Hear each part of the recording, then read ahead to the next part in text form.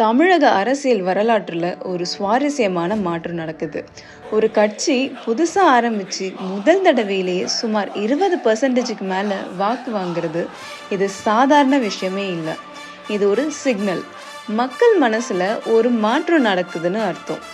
இதுக்கு முன்னாடி நம்ம பார்த்துருக்கோம், விஜயகாந்த் அவர்கள் ஆரம்பித்த தேசிய முற்போக்கு திராவிட கழகம் முதல் தேர்தலையே சுமார் 8% வாக்கு வாங்குச்சு.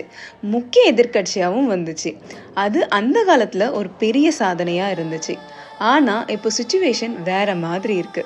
ஒரு புதிய கட்சிக்கு 1 கோடி மக்கள் முதல் தடவையிலே வாக்களிக்கிறாங்கன்னா அது வெறும் ஃபேன் ஃபாலோயிங்னு நீங்கள் நினச்சிங்கன்னா நீங்களே உங்களை ஏமாத்திக்கிறதா தான் அர்த்தம். இது ஒரு மெசேஜ். அந்த மெசேஜ் என்னன்னா, மக்கள் சில விஷயங்கள்ல சற்று விரக்தி அடைஞ்சிட்டாங்கன்னு தான் சொல்லணும். தினசரி வாழ்க்கையில விலை உயர்வு, வேலை வாய்ப்பு குறைவு, சில இடங்கள்ல லா அண்ட் ஆர்டர் பற்றின குறை, கவர்மெண்ட் சர்வீஸ்ல டிலே இல்லைனா இன்எஃபிஷியன்சி என்ற பெர்செப்ஷன், இது எல்லாமே ஒவ்வொருத்தருக்கும் வேற வேற அளவுக்கு இருக்கும். ஆனால் ஒரு காமன் ஃபீலிங் என்னன்னா, ஒரு ஆல்டர்னேட் ட்ரை பண்ணலாமா என்ற எண்ணம் தான்.